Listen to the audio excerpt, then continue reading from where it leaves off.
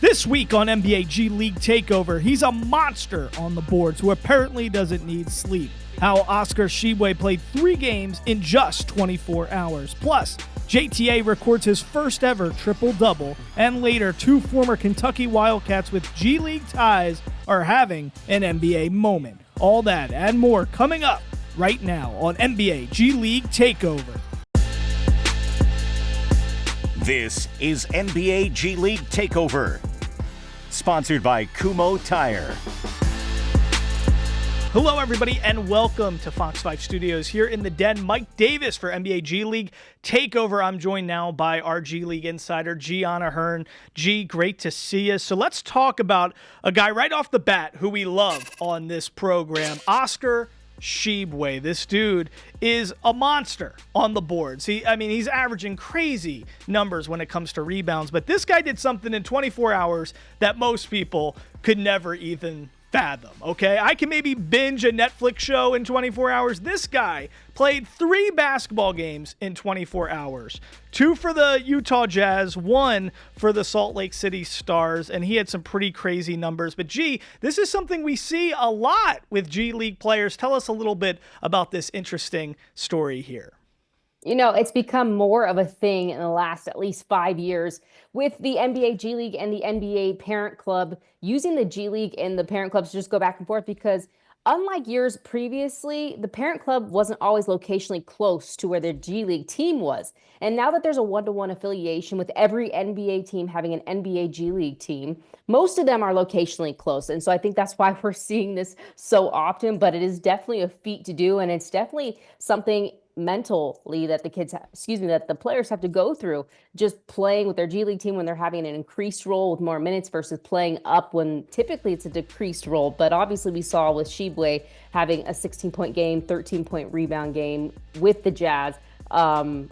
He's starting to show out, and you know, we're seeing on social media, everybody in the G League comments is saying, why is he in the G League? Like, he should never return is what people are saying, and they're very, very confused.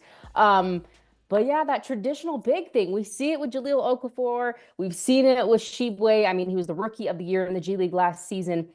It's not that he doesn't deserve to be in the NBA, but is he a good fit in the NBA for what team? Yeah, it's super interesting. He followed up that NBA performance for the Jazz, 16 points, 13 boards, with 21 points and 30 rebounds for the Salt Lake City Stars. So super cool stuff there. Of course, we love Oscar Tshiebwe. We got to move on, though, to another guy that you're very familiar with, and that's Juan Toscano Anderson. You call him JTA. We got to give him a round of applause because JTA had his first ever, and this is a guy who's already been an NBA champion and everything. This is his first ever career triple-double. He had this with the Mexico City Capitanes. Tell us, G, what you think this meant to him, and how surprised were you that this hasn't, happened sooner for a guy like JTA? Well, you hit it on the nail there. How surprised am I? When I read that, I said his first career ever triple-double. I was shocked because this is a man that I watch obviously all the time covering the Capitanes, and he's always like a double-double threat. But I think I just assumed that he must have had a triple-double because he's always like 1 assist shy or 1 rebound shy of a triple-double every single night. So this was surprising to me that it was first ever. And I know for him at year 10, this is important. He is trying to showcase to personnel in the NBA that he can still play. He's still hungry. He's still motivated. He's still in shape. He's still got the chops. A triple-double, you still got something going for you, JTA. So this was pretty cool to see. I was happy for him. Of course. I mean, listen, there's a lot of guys who can't do what he can do as a high flyer, some of those dunks, so he can show some other people. Now, I can also, I can dunk, but I can also do the triple-double thing. And, you take a look at that and you think, wow, it's taken him that long to get there. It makes it that much more impressive when guys like, Oscar Robertson averages a triple-double, or Russell Westbrook and those types of guys. So very cool there. And real quickly here, G, last thing we got to break down is Elijah Harkless, another guy with the Salt Lake City Stars. This guy had his career high 40 points in just 29 minutes of play the other night. Just a few games before that, I think he was had 37. So this is a guy who's, he's hitting close to 40 points a game now. He's been averaging, 27.5 1 points per game right now. So it's pretty impressive to see this guy. Of course, this is a guy, Cal State, Northridge, Oklahoma, and here in Vegas, he actually played at UNLV, started all 32 games with them. So tell us a little bit about Elijah Harkless and, just the role he's playing with this Salt Lake City Stars team, because between Tshiebwe, IT, I mean, this is a team that's got a lot of high-level performers right now. Not even just high-level performers, but the Utah Jazz obviously understand something about how to get great two-way players and how to use their roster to the fullest potential, because the guys like you just mentioned, they're guys that not only compete, but they also produce. And something very interesting about Harkless, he was an open tryout player for the G League, and that's only because he didn't have any pre-draft workouts, and he also didn't play on any summer league roster. So he had to try out for the G League. He was miles ahead of any other player he was playing against. So it was an easy fit to get on a team. But good for him going from tryout player to where he is now. And like you said, this Salt Lake City Stars team is stacked. They're fourth in the West in the G League right now. So if playoffs were today, we would see them playing off. And I think that's a good squad. Hey, you got him scoring 40, and you got Tshiebwe grabbing 30 boards. You're in a pretty good spot. G, coming up after a short break, we got a little bit more action for you. Stick around. Make sure you don't miss anything. NBA G League Takeover is back after these words.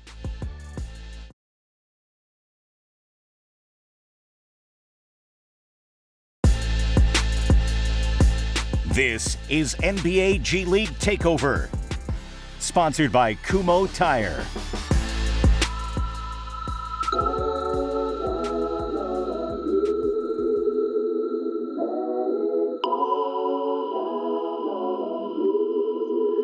Hey Mac, Coach V here. All of Gate City and Southwest Virginia's behind you, my man. Do what you do. Thank you for remembering where you came from. You will always be our guy. Hey Mac, it's Nana, and Papa's here with me. We just want to wish you good luck. Wish we could be there and see you. I know you're going to do well. Love you. We miss you. What's up, brother? It's Brad. I just wanted to remind you to enjoy yourself tonight. Embrace this moment. You deserve it. I wish I could be there with you more than anything. You already know that. But, hey Mac, Anna Nolan here. We are so beyond proud of you. You have worked so hard for this. This is such a cool stage to be on, and you deserve every bit of it. Just do what you do and go light it up. Hey Mac, this is your brother Cam. We just want to wish you some good luck, and I know you can do it. You are the best brother ever. I just want you to know that. Hey Mac, as little as 2, you could do whatever you want. This is just an example of all the things that you set out to accomplish. I'm not surprised we're here, but I'm humbled each and every time I get to watch you on this big stage. Go take it.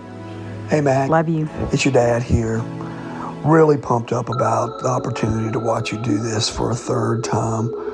We are so excited to see what you're going to bring tonight. We know that you got it in you. We know that you got something special. And we really want you to know that how proud we are of you. You are such a source of pride for this family, man. We're going to be there tonight. We're going to be cheering you on. Go get them, man. We love you.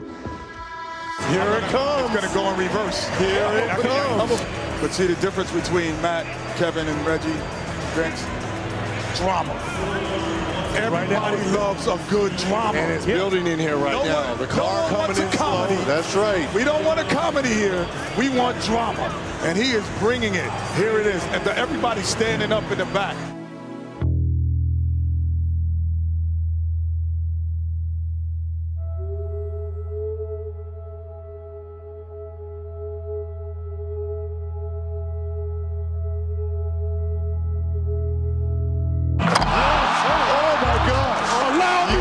Introduce myself. My name is Matt. He's here. Wow. He said, I'm here. Yeah. That is real life flying. Yes. 50? Oh, 50. Yeah. That's got to be 50. That's a 51. It's McClung. Yep. Oh, man. Come on, bro. Come on, bro. You know what we should do? What? We should just have McClung do 5 dunks, and then we call it a wrap. And we leave. All perfect scores for a second consecutive round.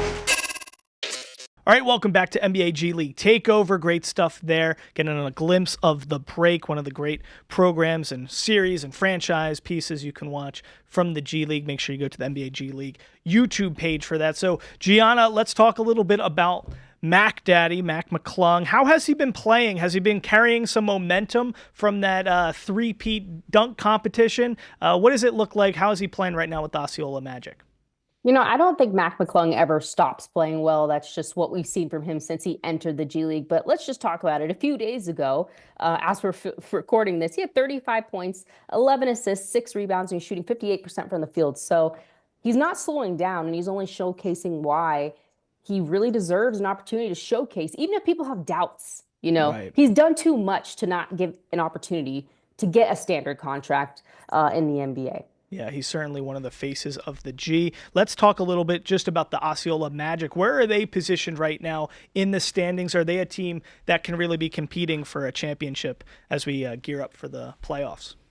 We talked earlier in the show about the Salt Lake City Stars being 4th in the Western Conference. Well, Osceola is 3rd in the Eastern Conference, and they're only half a game back from the top spot. So playoffs started today. They would definitely be contending, and I would say they're a high contender. They have Trev Queen on there, who's been an MVP in all ranks in the G League, plus Mac McClung. I mean, they have a slew of good people, and so I think we're going to see in the playoffs in the G League, it's going to be the battle of teams who have tons of stars on their team, which I think it's going to be really exciting this year because I mean, yes, I've been around a long time, but I don't know if we've seen this many heavy hitters competing at one time because we have former NBA guys. We have guys that have NBA experience that maybe it's just, as a 10-day or something short, but it just seems like we have more stars that have experience and more eyes on them from what they brought from the NBA. So I think it's going to be a really exciting playoff season. Yeah, we can't wait to see the playoffs coming up shortly for the NBA G League. A lot of these rosters are super loaded, so it's going to be good television. Guys, coming up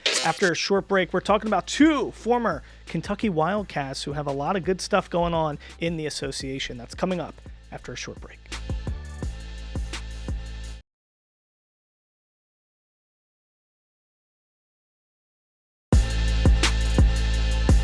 This is NBA G League Takeover, sponsored by Kumho Tire. Hello, everybody. Welcome back to NBA G League Takeover. Mike Davis, G League insider Gianna Hearn. Gianna, it's time to talk now in the NBA. We got 2 guys, former Kentucky Wildcats, to talk about. Let's start with a guy you know very well, Skal Labissiere, a guy from Haiti. Has a very interesting backstory. I actually was doing some research on him. I remember growing up, the Haitian sensation was a guy named Samuel D'Alembert, a guy who played with the Philadelphia 76ers. But Skal could certainly be a Haitian sensation. He's been doing this for a long time, played a year at Kentucky with Coach Cal, was a first-round draft pick. But he was actually in 2010, during that whole 2010 Haitian earthquake, his house actually fell on him and his mother and his brother while he was inside. He actually had an issue, walking. He was trapped in there for 3 hours. So it's amazing what this man has had to overcome. But he had a really great story recently in the news because after being away from the NBA for quite some time, playing in the G League, playing in Mexico, he scored his first points again in the NBA since 2019 with the Kings. This is a guy you know very well. I wanted to just start with that, that story about him growing up because I think it shows a lot of just the perseverance that this guy has had to show. He couldn't even speak English, when he started his NBA career. So tell us a little bit about the guy Skal is and why that really informs this great story of him actually still grinding, making his way back to the association and scoring 5 points in 2 minutes just the other night against the Spurs.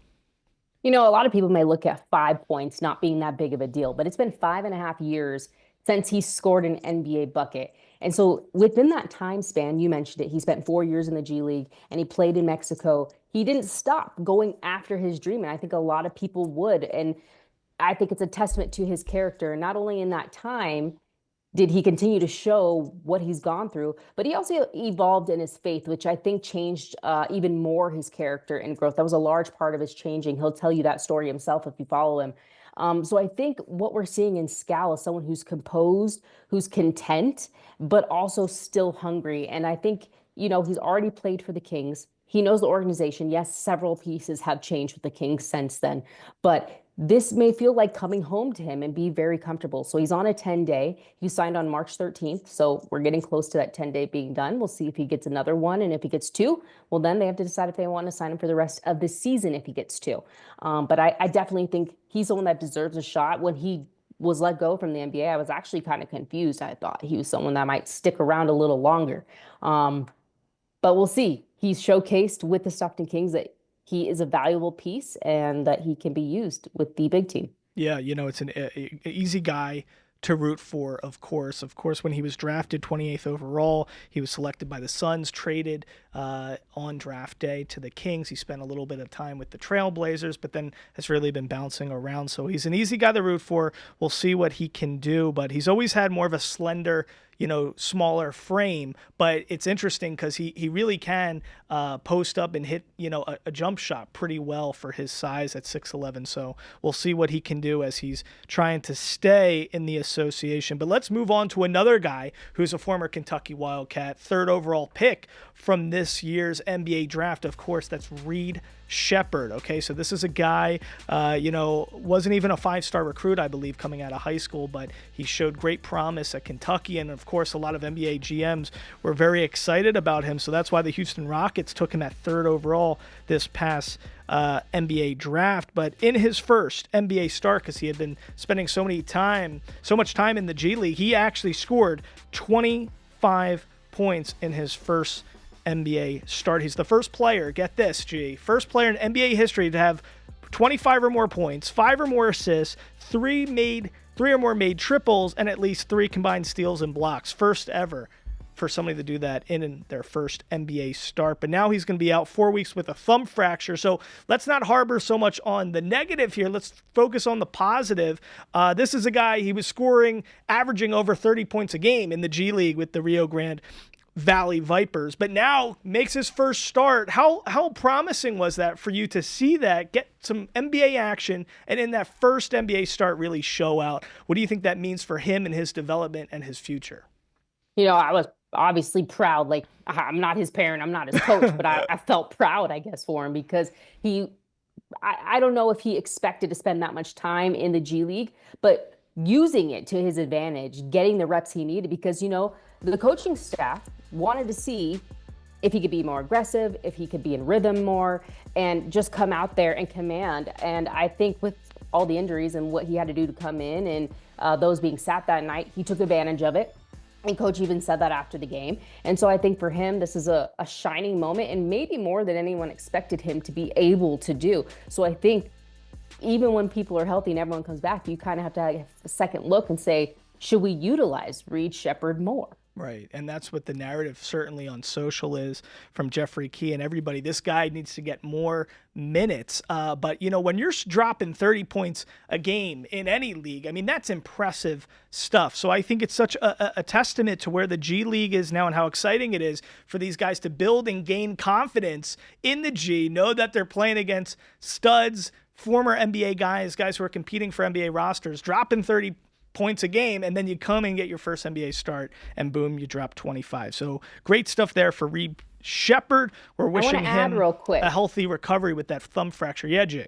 If I could add, let's just make sure we point out that this game that he had, historic first NBA start, was against the OKC Western Conference leaders. So yes, it wasn't a team that he just came out and was like, oh, wishy-washy. This is a really good team that he had a really good performance against. 100%, a team that's certainly competing for a championship in the association. Real quickly, before we go to break, G, I'd be remiss if I didn't mention what my producer James has been talking about all morning long here. It's Cam Spencer. Another guy who's got some G League ties, draining a beautiful shot over another Suns member in Kevin Durant, a former OKC guy, of course, net and all, a Warrior and all that stuff. But Cam Spencer drains that shot in his face, and what does he do? A little trash talk in there. Did you like to see that from that spice from Cam Spencer? Yeah, Cam Spencer has a little bit more grit than I think most people think. And if you're going to play with the Grizzlies, you got to have that. Yeah, I love it. The dude fresh off a UConn championship. He's feeling himself, so good stuff for Cam Spencer. We want more of that in the NBA. Guys, coming up after a short break, we got more show for you. Stick around. You don't want to miss it.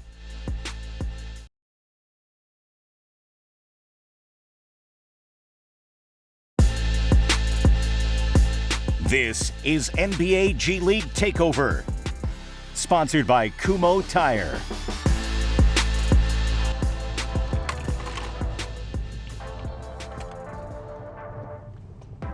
Entering the coaching field, I started at my alma mater working for one of my mentors, and my coach especially was big on strong women leaders. And so learning from her, that was my introduction to coaching. And then transitioning to the W, I was working in the W for a league that empowers women all the time. This transition to the Pistons, working with men, is a very new environment for me. However, I've been surrounded by so much support. Her resume speaks for itself. Her personality as a human being is second to none. She's an asset to the organization. She's gonna tell you what it is. Like, she gonna pull you to the side and tell you, she's big time. Like, she's up there. In the next few years, as a head coach, that is the end goal. But every day, just working to grow and prepare for that opportunity when it comes.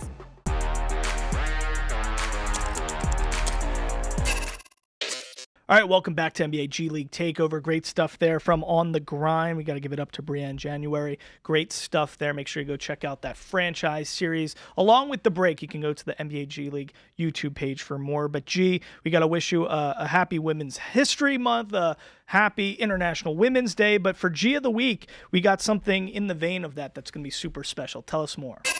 Yeah, I'm giving it up to the Valley Suns, which sounds weird since we're kind of talking about this whole Women's Month and things like that. But because they really honored their WNBA counterparts, Phoenix Mercury. They actually wore jerseys from the Phoenix Mercury, and I know we're showing pictures of that, but from the 1997 squad.